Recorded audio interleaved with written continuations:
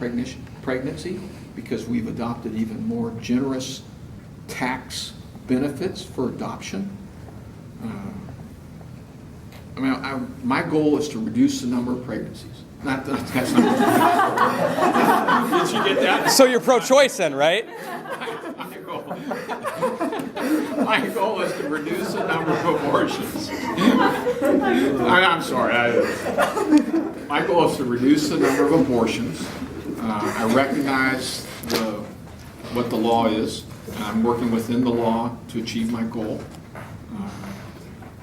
I just think one of the most effective things the Congress as a whole and an elected representative can do is to work to create the economic opportunities that allow parents to be comfortable bringing a child into this world. I really do. I mean, that's when my wife and I had our kids. I can't tell you I've ever articulated this. My wife never articulated it, but always in the back of my mind was, how do I pay her to feed them? How do I pay to clothe them? How do I pay for their college? You know, when they get to be 20, what are their opportunities going to be? Those are the things that weigh on me. So. If you were to be elected, would you support immigration reform that would give citizenship or legal status to those who are here illegally? Okay, so we can all agree, and I have personal experience, that the immigration system right now is broken. All right, we got 11 million or so people in this country who are here with expired visas or here illegally or what have you.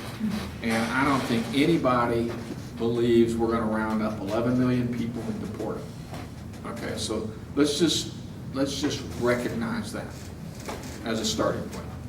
Now, how do you deal with 11 million people who are here illegally? I happen to think that the question has at least three parts. These are general, this is how I approach it. That's what I'm trying to do. I think we have a group of people who came here because they just want to improve their lives. The country that they came from was not a good thing, and they just came here because they want to improve their lives. I think we have a group of people who came here with less than honorable intentions. And they've joined gangs, or they do drugs, or they're engaged in criminal behavior. And then I think we have this whole group of kids whose parents are in doubtful status, right? The kids did nothing wrong. And I can't figure out how it is that in America that has all the fundamental tenets of, fair play and equity and all that, and justice, I can't figure out how in America with those tenets can punish those children. All right? So that's the first group. The second group is the adults who came here knowingly breaking our law. All right? We're not going to give you amnesty. This isn't going to be on the table. There's got to be some sort of consequence to you breaking our law. All right? But if you're here, you're going to work, and you're not a tax or a drain on social services, and your bills are being paid, and your kids are minding their manners, so to speak. I mean, that's the kind of person my great-grandfather was when he came here from Norway. So why don't we figure out a way to bring them into the party instead of forcing them to stand outside, looking inside, wishing they could be inside? Now, it's not going to be amnesty. I mean, you're going to have to pay a penalty. But we got to, this is nice. We put a man on the moon. We ought to be able to figure this out, So, and then the third group, the people who are here for nefarious purposes, for lack of a better phrase, find them, get them out of here. Send them over. Send them home. I don't care. If you're breaking our law over and over and over and over again for something other than what I've described with those people who just came here to try to better themselves, I'm done with it. I don't want anything to do with it. Now, I will tell you, this question has to be considered only after one thing in particular is addressed. And that is, we got to stop further illegal immigration into our country before we consider all these other things. You want to know why? Because in 1986, I think it was, the Republicans made a deal with the Democrats on immigration. under the Reagan presidency. All the things the Democrats wanted got implemented. None of the things, and the Republicans went along with them. None of the things the Republicans wanted got implemented because the Democrats reneged on their deal. And having been once burned, I am not going to fall into that trap again. We're going to secure the border first before we resolve these other questions. But I've tried to give you some sense of where I am. So, okay. Yeah. The $15 trillion elephant kind of in the room is the federal debt. What would you do? What do you want to do about that? And also, why do you think Ami Bera doesn't seem very concerned about the debt since he's been in Congress?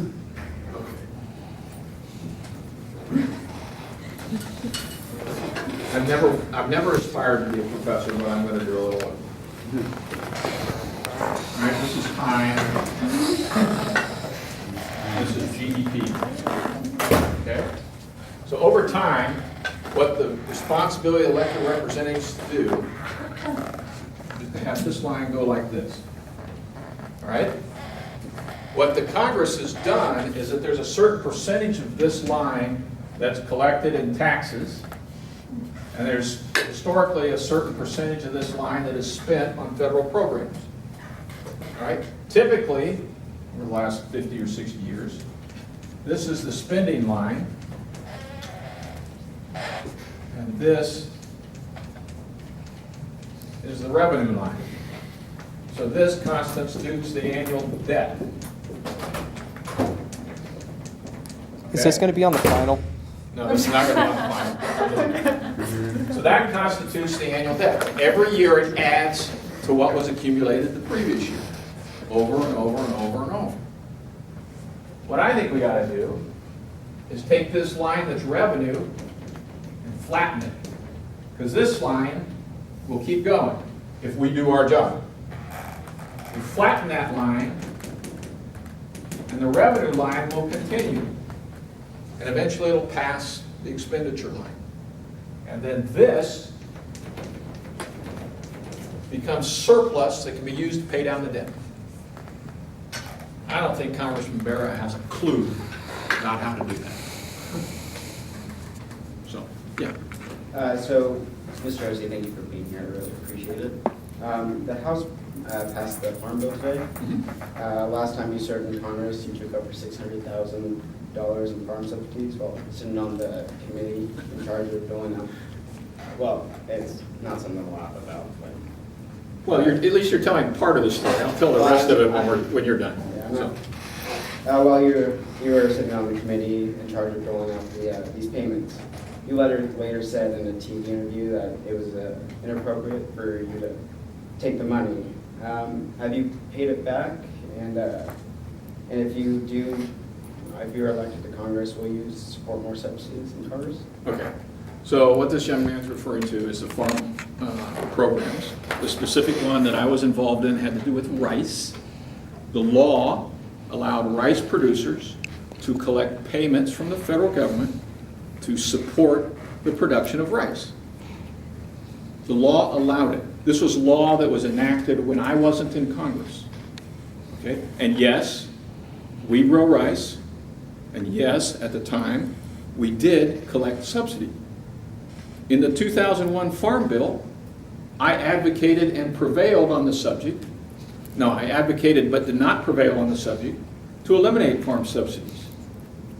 But from that point forward, you go check the records. You can go to the Environmental Working Group or wherever it is you got your source. We didn't take any subsidies. Why? Because I had a chance to make my case. Even though I didn't prevail, I still subscribed to the thought and the policy that I didn't need to take them. So if you go check the records, you'll see that at some point in time around 2001, thereafter, we didn't get any subsidies. But, so did you pay it back? Yeah. Thank you very much for. No, it was legal. Thank you very much for coming here. I just did a quick look on your previous voting record on international issues, and I'll apologize for the minutes. I think in the last 5 years, Obama has really tarnished the American Yes. image abroad, and really created a lot of problems for us internationally, specifically delegating a lot of problems to Vladimir Putin or the Russians or the Chinese or the place, and I feel like he's weakened our role in the world. And so my question to you is, if you are elected to this position, would you join other leaders in making it a priority to make the U.S. have a more dominant role in the world and actually make policy that actually gets stuff done? Right now, Obama, he delegated the Syrian crisis to the Russian state, said they're going to eliminate the chemical weapons. Today, there's a report that less than 5% of those chemical weapons have even been transferred out of there, and it's past the deadline. And so, this is a big deal. You got the issue with Iran, you got the nuclear weapons, we got our ally Israel in the region. And so I wanted to know if you're willing to support more serious representatives or senators and representatives in the Congress, such as Lindsey Graham, John McCain, and others who are taking a more active stand on this issue. Okay, so let's look at this clinically, okay? So being the President of the United States is not an easy job. That's why they ask for volunteers, okay? People volunteer to run for that job. You're not required to run, but it is not an easy job, right? To a lesser extent, being a senator or a member of Congress is also a difficult job because you have to confront these issues directly. I mean, wishing them to go away is not going to be, that's not a satisfactory policy. What I've done in the past is look at things as they are, not as I wish them to be, and try to make the decisions that will move them from where they are to where I want them to be. In my opinion, what the President has done is abdicate his responsibilities across many fronts in terms of our interests in the world at large.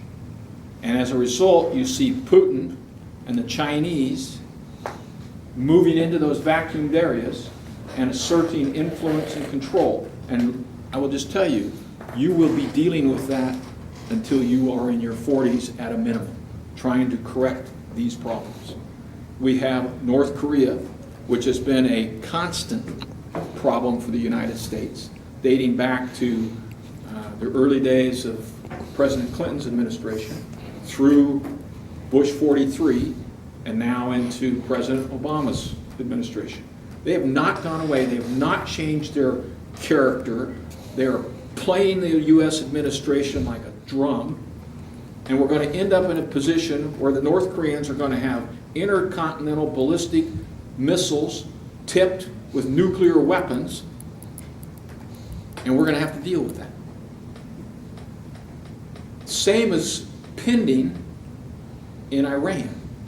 We're going to end up with a nuclear-armed Iran in control of the Straits of Hormuz, where 40% of the oil that goes to Japan and Australia and Indonesia and China has to transit. And we're going to be sitting there scratching our heads, how do we lose control of this? We have massive dislocations in Africa due to tribal conflict, disease, lack of clean water, inadequate food, and yet spending billions and billions and billions of dollars year after year after year has not solved that problem. At some point, the President and the Congress have to recognize reality for what it is and make the decision as to whether or not their existing policies are working or not. I contend that the President's policies today are putting us further and further and further behind where we need to be and jeopardizing the futures of the young people of this country as well as people my age. All right? Look, I got a 21-year-old and a 19-year-old. My 19-year-old hopes to come to Davis next year on transfer from AR. I'll be damned if I'm going to stand aside and let somebody say it's okay for North Korea to have nuclear weapons. It's okay for Iran to have nuclear weapons. If being the United States means that you have to assert a policy that prevents, for lack of a better word, bad guys from getting horrific weapons, then that's where I'm going to push. I mean, pure and simple. Again, being the President is not easy, being a member of Congress, either the House or the Senate, it's not easy, but you cannot just turn a blind eye to the challenges that are in front of us. And one last point regarding Al-Qaeda, we had to go into Afghanistan because we were attacked on 9/11 by terrorists who were based in Al-Qaeda because of our neglect there. And I guess Clinton or whoever just said, I'll let them deal with themselves. Syria, Obama's doing the same thing in Syria. He's just saying, let him figure it out himself. He makes some statements. He comes out and says there's red lines and this and that, but he doesn't do anything. And Right. then, like you said, there's a vacuum, and it's not always Russian others. There's Al-Qaeda. Even Right. now, the statistics show that they're 10 times as much. He talks about drone campaigns bombing Al-Qaeda across the region, but they've grown exponentially because of a lack of U.S. involvement in that part of the region. Now, we're going to go back, we're going to have to end up going into Syria the same way we had to go into Afghanistan eventually. That's a serious issue that he seems to be sidestepping. He doesn't even care, what the immediate dangers. If I could make one recommendation to people who are interested in politics on a geopolitical scale, is to go back and study the rise and fall of the British Empire, particularly from Benjamin Disraeli to Winston Churchill. And you'll see the challenges, not in magnitude, but the same elements that the British Empire, which was the dominant power in the early 18th century and the early 19th century, had to deal with. That's what we're being confronted with, right? And we can either turn a blind eye and go home and suffer the consequences 10 or 15 or 20 years from now, or we can stay engaged and drive the outcome to where we need it. And yes, sometimes it's a dirty, nasty business. I'm prepared for that. I've done it before. I don't like it. I mean, but it is part of the job, and you have to be up to it. And I can tell you, the worst part of it all is going to the funerals of the kids you sent to Iran and Iraq, excuse me, we haven't sent to Iran yet. But going to those funerals is not fun. So, but it's part of the job. Yeah. I actually have a follow-up question on that. You used the example of the British Empire, but one of the key hallmarks of why the British Empire collapsed was the overextension of their resources and internal strife. So because the U.S. does have so many bases of influence around the world, if we do try to stretch ourselves more Yes. and actually engage ourselves in, say, the Middle Eastern region, wouldn't the political strife within the U.S. actually cause this sort of decentralization of our control within the region? Well, the fracturing that occurred in the British Empire was not in the UK, it was in India, it was in Yes. South Africa. Because So they lost control. Correct. So the between domestic situation remained calm, whereas you ended up with armed conflict in these various other theaters. I don't. This is not an easy question. I mean, it just simply isn't an easy question. There are some guide stars. I can't come up with the word right now, but there are some guiding principles that each president and each member of Congress, Senate or House, have to adopt for themselves. Mine has always been, if you come after Americans, we will hunt you down. All right? Pure and simple. All right? If you want to trade with us on a free and open basis, I'm all for it. But don't be adopting trade policies for our products coming into your country that seriously disadvantage us. Because my attitude is we ought to adopt the same ones on your stuff coming to our country. You gotta come up with your principles. And you guys need to think about this as your life goes forward. And circumstances will change and you will have to evolve those principles.